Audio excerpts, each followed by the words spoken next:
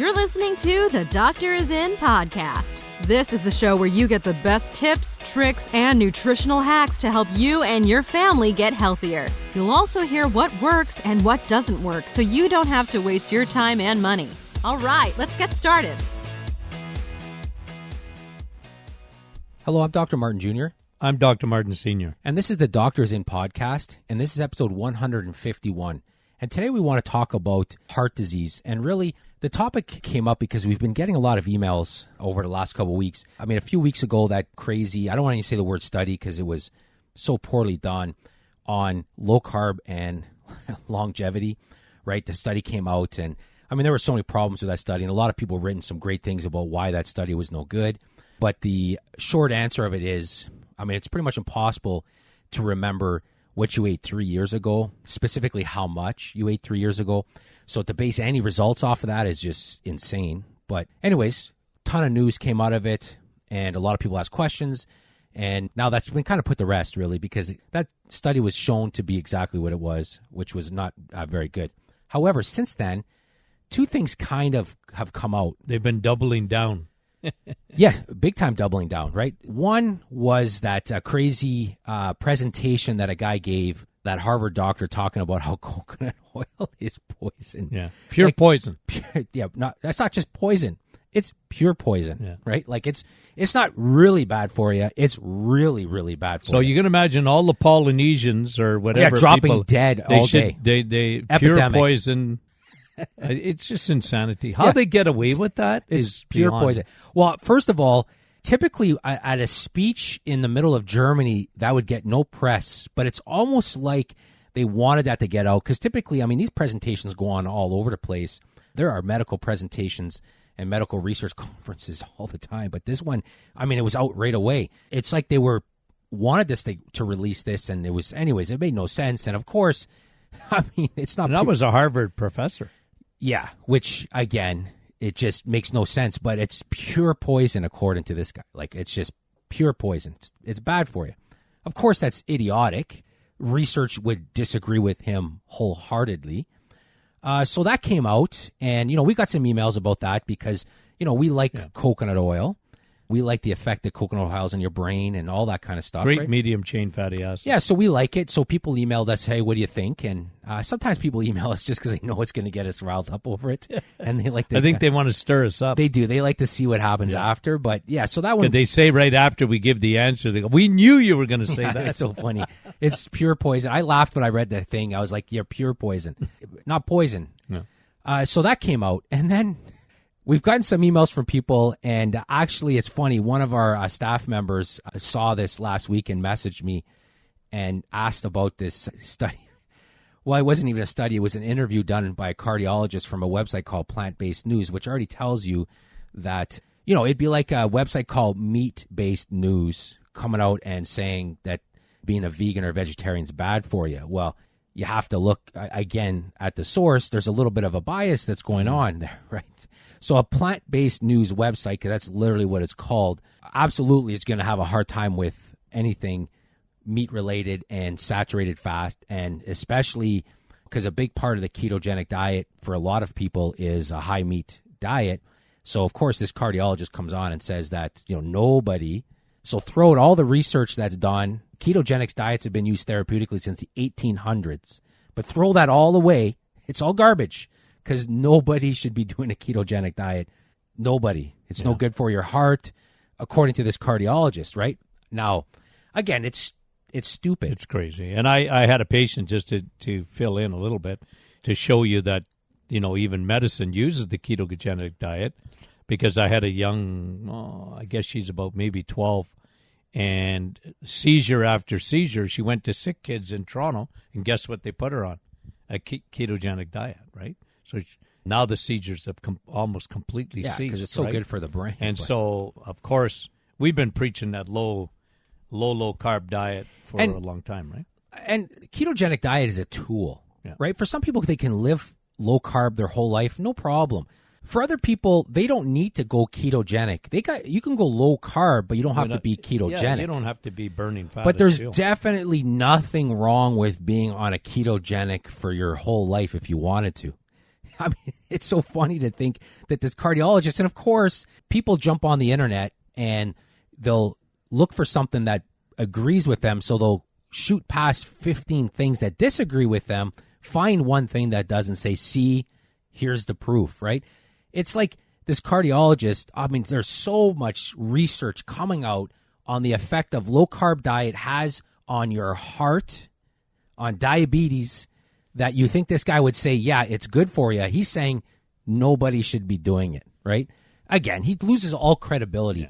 He literally loses all credibility. If he came out and said, until we're, I'm 1,000% sure I'm going to be cautious, and, you should be under... Yeah, that's a typical medical response, right? Yeah, do it under care of, a medical practitioner. I mean, you'd give him some slack, right? Well, that's the standard You'd cut him thing. some slack, right? A vitamin, like if a nutrient comes out and it's just an amazing study, you always hear that disclaimer at the end. Well, more research is needed, right?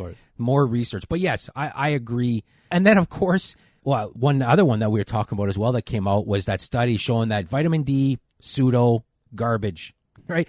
Again, let's discount the thousands. A pseudo vitamin and a pseudo that was the headline. Benefits. Yeah, right? pseudo. Yeah, that's right. Yeah.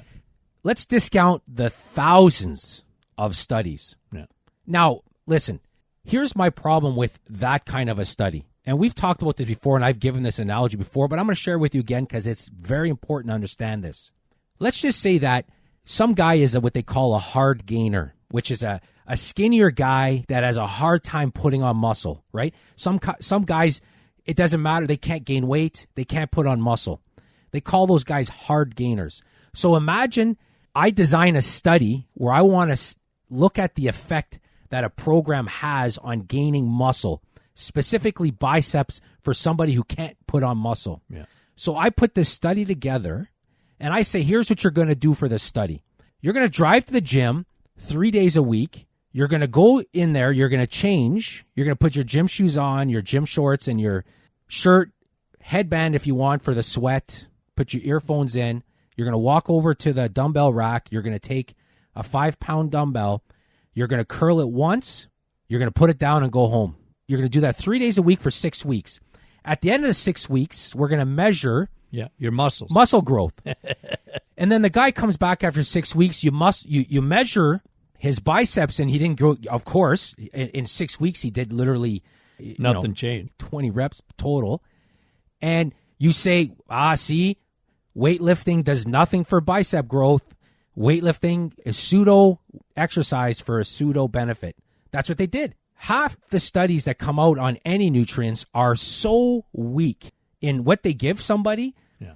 You might as well give them a kiss every time instead and blame it on vitamin D. It makes no sense whatsoever. Yeah. You give somebody who has a deficiency 1,000 international units, you may as well not even do the study in the first place. It's a way. You are doing the study for the purpose of showing that vitamin D doesn't work. Now, that specific headline had to do with fractures, right? It had to do with fractures. Yeah. And they're saying vitamin D doesn't do anything to help fractures. First of all, the meta-analysis, all of them were done with not enough vitamin D, first of all. So I throw them out anyways. But let's, for argument's sake, look at, nobody in their right mind would say that if you took vitamin D, you're not going to get a fracture. Yeah. Bone health is, you need vitamin D. It's crucial for bones.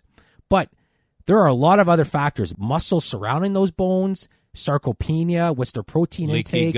Leaky gut. Are they on any drugs? Are they taking antacids? They got heartburn?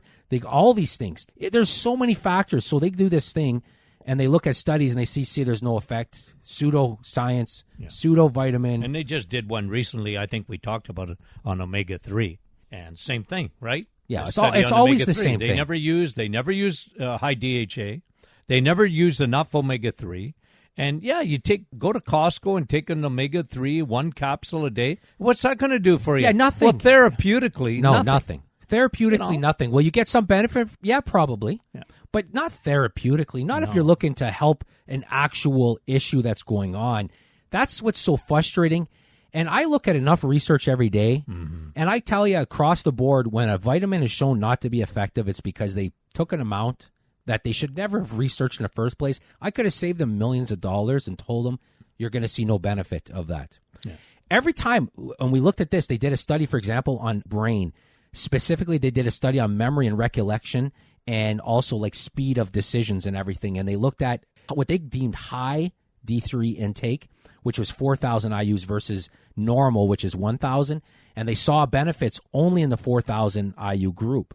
Now, I would speculate that if they went up to 8,000, they'd see even more benefits. Yeah. But again, here's even a small study showing that the dosage matters. You can't just give vitamin D and it's going to be a miracle for everybody. You have to get the right amount, and you have to be able to affect their blood D3 levels as well. But anyways, that's the thing. So it's been a frustrating couple weeks of news. And you know what? I mean, the thing is, we knew it was coming, right? I mean, you know that if something gets popular, like vitamin D is popular and ketosis is popular, and these things there's going to be a big, big blowback. Because the food industry, look, we've talked about this before, and I know we're not conspiracy people, but here's the reality of it. In medicine, look, we love medicine. If you need a doctor, you need a doctor. We're not talking about that. But just generally, medicine has been influenced by what? The pharmaceutical industry and the food industry. They're two huge things, and they fund all the research. And you don't think that when we talk about vitamin D, they don't make any money on vitamin D. There's no money in vitamin D. There's no money in the sun. There's no money in taking a supplement of vitamin D. There's no money in it because they can't patent it. So what happens? They're going to blow back. So whenever, you know what, don't look at that. We'll put a cardiologist out there saying, you know what, like I wouldn't have anybody take a ketogenic diet. And yet we see it clinically every day. A lot of cardiologists who do like low carb or ketogenic diets for somebody who's in bad shape would be absolutely furious watching that interview, right? Yeah. So what we want to do for the last little bit here is actually talk about what the research says about the purpose of a ketogenic diet when it comes to heart disease and why for a lot of people that are worried about their heart, a low carb and maybe even a ketogenic diet is by far the best approach for them. Mm-hmm. So let's talk about that. And the funny thing is there's been a few studies that have come out in the last 2 weeks that got no press whatsoever because, again, a lot of research is boring.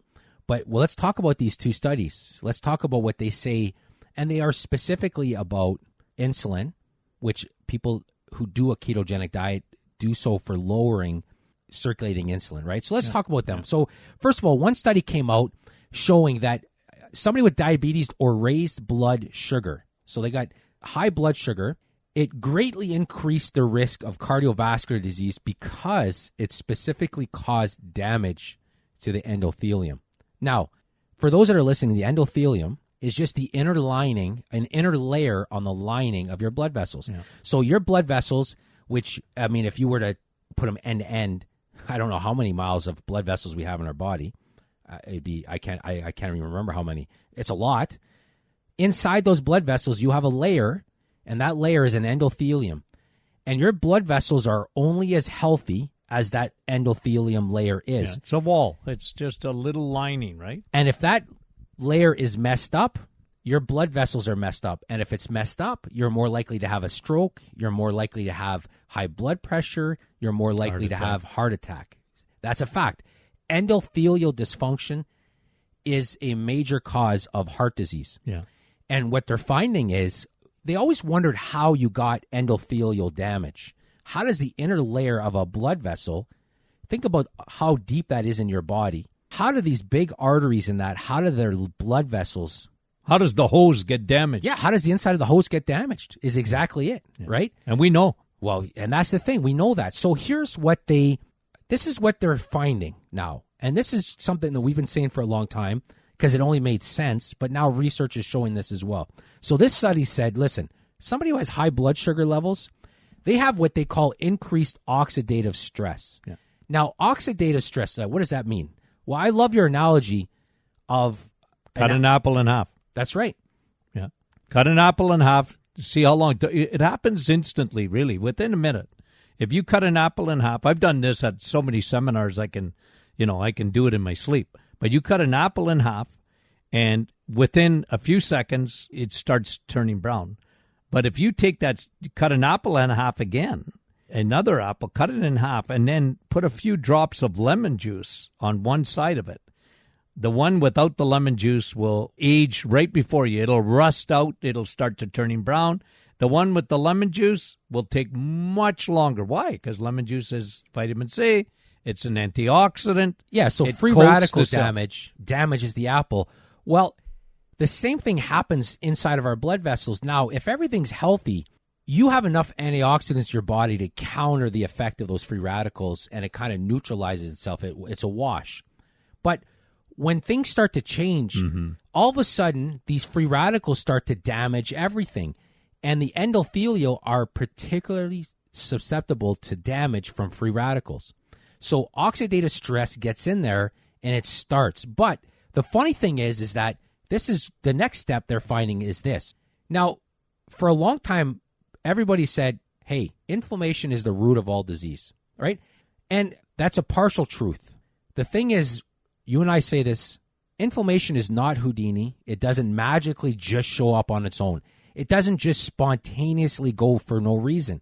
Something has to cause that inflammation. So what they're finding when it comes to your blood vessels, which increases your risk of heart disease, is you start off with oxidative stress that triggers an inflammatory reaction inside that layer, that endothelial layer, and then that leads to cell damage, which then obviously leads to damage of the endothelial. So again, you can reverse engineer that back all the way to blood sugar issues or high circulating insulin. A person that is insulin resistant fights their blood sugar all day. Yeah.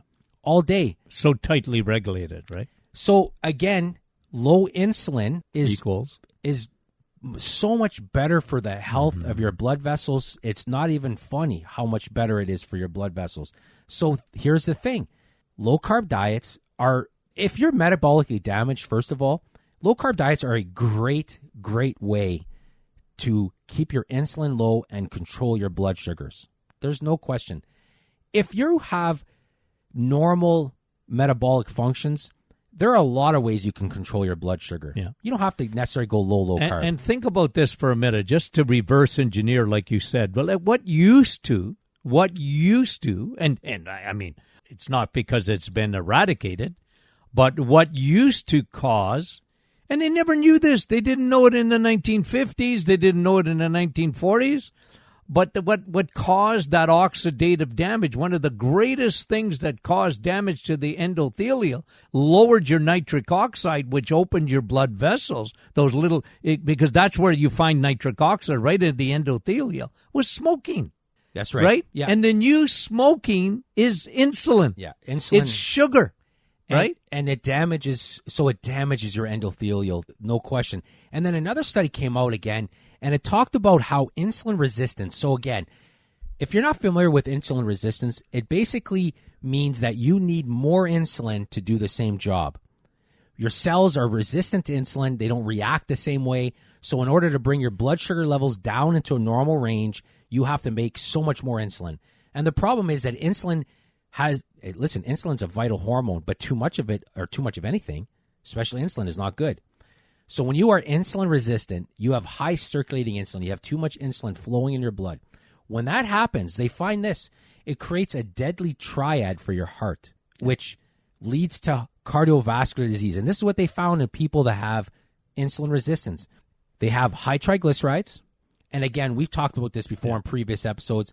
High triglycerides is an indication that your glycogen storage is full. Your liver is full of it. Everything is full, and now it's circulating in your blood. Dangerous. And that's because of carbs. I mean, go back and listen to a previous podcast we did on it. We go through that. But insulin resistance causes high triglycerides, also decreased HDL, which is the good cholesterol, and then it actually causes an elevated small density LDL. Because, listen, all LDL is not created equal. Some of it is no big deal, but some of those proteins are big trouble. So it creates this deadly triad. Again, if you want to correct those things, you have to correct the insulin resistance. And the way you do that is, depending how far along you are, is by a low carbohydrate or a ketogenic diet, which is why a lot of cardiologists in this world love a ketogenic diet, because they see the reverse effect it has on a lot of cardiovascular. However, one doctor cardiologist in an interview and says it's no good for you. So you can either believe all the other cardiologists and all the research, or somebody who has an ideological bent towards hating the ketogenic diet, saying it's no good. And it gets a lot of media because, again, people see what they want to see, and they find something that agrees with them. Then they forward the article, because this is what happens, right? Let's just say that you're listening to this podcast and you're saying, you know what, I got to turn my health around. I'm going to go a low-carb diet. Well, there are going to be people that you know, family, friends, that are going to be mad about that for whatever reason. They don't like the fact that you're making such a big change. Yeah. And you could be sure as soon as this comes out, they forward you that article. How many people had this article forwarded to them because they decided they were going to do a low-carb diet to feel better, and it made somebody else mad? Yeah. There's always people that think they have the gift of discouragement. Yes. Right? And so they forward this article. So this is what happened here. They get the article forwarded to them, and of course they read it. They're like, oh, maybe I shouldn't be doing this. All that fat's going to kill me. And then they get nervous. So then they forward it to us, and they say, hey, Dr. Martin, what do you think? And, we always write back and say, well, listen, this is why it's wrong. And at the end of the day, they have to make their own decision. But what we could tell you is that the research completely contradicts that. And you've seen it so often clinically, it's completely the opposite. But that's what happens. People try to discourage somebody else from doing what they're doing because for whatever reason, they don't want them to be successful, or they don't want them to do that because they're not. I can't understand why that is, but that's what happens. Yeah. So somebody always forwards these articles to them to discourage them from doing what they're doing, even though that person is like losing weight, or they're feeling better, or they're sleeping better, and and then they get this article from somebody, and they're like, "Ooh, I'm nervous now," right? So, anyways, that's why we don't mind answering those questions. No, we'll take them on. We'll take those tough subjects on because, again, we go back, folks. Listen, I know you guys know us, but we're going back to clinic. We go back to real people that we see every day. I prove it to people from like what they're not mentioning in there is another one that you can have checked is homocysteine. It's a hormone that goes up. Ordinarily, it elevates your risk. And what is that again? It's the endothelial. It's when and you know what really lowers homocysteine is vitamin B12. Well, where do you get vitamin B12? In red meat. It's saturated. You're eating saturated fat, and your homocysteine levels go up, and your nitric oxide levels go up, which make it's actually a measurement of the flexibility of the endothelium. Like when I was in school, I didn't even know, never even heard of nitric oxide. It's funny because whenever I read an article from either a researcher or a doctor and I hear certain buzzwords, I kind of like, for example, every era has something that they're famous for. You and I were just talking off the air about the old carpeting, shag carpeting, and we were talking about how that's kind of like leaky gut in a lot of ways, but that old 70s shag carpets, right, everywhere. We had them in the house. Yeah, every decade is kind of known for certain things. And in the research world and in the nutrition world, the same thing. There were buzzwords that were used, right? Like low fat was the 90s and the early 2000s, low fat. Doesn't matter the sugar content as long as the fat's low. When I hear somebody in an interview say these words here, artery clogging, saturated fat, I know that they literally stopped reading studies about 6 years ago. They just stopped reading them. They're done, right? They made up their mind, and that's the end of it. Done. Even though now every meta-analysis shows that that's not true at all, doesn't matter. When they go in there, they say the words artery clogging, saturated fat, they've dated themselves. It's like if I started wearing bell-bottom pants right now, I would date myself. Yeah. They dated themselves. It's like the person who has too much hair, like me. I'm 45 years old. If I grew long hair, it'd be like, man, give it up. Yeah, You're stuck in the 80s. I'm stuck in the 80s, right? Heavy metal, stuck in the 80s. It's time to give it up. Cut the hair. Yeah, I'm not meant to have. You mean the mullet? Yeah. Well, I love the. Who doesn't love a good mullet? But that's they date themselves. They're like they've dated themselves. I know exactly when they stopped reading. And they're stuck on these words, and that's what it is. But anyways, like we said, it's been an interesting couple weeks in nutrition, but we just want to encourage you, if you're listening, don't let that stuff distract you from what's actually going on. So many people have felt better by eating lower carbs, especially if they're diabetic or they're at risk for heart disease. They feel better. Then continue to do it. You're not going to die quicker like that one crazy study said. It's not bad for you like the cardiologist from Plant-Based News is saying. It actually can help lower oxidative stress, could lower inflammation, could protect your endothelial wall. So there's so many benefits to it. You get your triglycerides down in 4 weeks. You can get your triglycerides and down. You can That's clean how your fast. liver fat out fast as well, right? Yeah, very quickly. Very quickly as well. So, and again, we've covered a lot of different things, and this was kind of more of a rant episode than anything else, but we want to thank you for listening. If you have any questions, you can email us at info@martinclinic.com. You can go to our website. If you're not a newsletter subscriber, we actually go through a lot of these things and we debunk them in our newsletters or in our private Facebook group. We'll go live in there. We'll talk about it. So you could join our private Facebook group as well. You just go to our website. You can join from there. And every Thursday morning, you do a Facebook Live, and you talk about these things as well. Mm-hmm. And it's a great way if you have any questions, they can ask you about those on Thursday mornings. So there's a lot of ways to get a hold of us. We want to thank you for listening, and have a great day.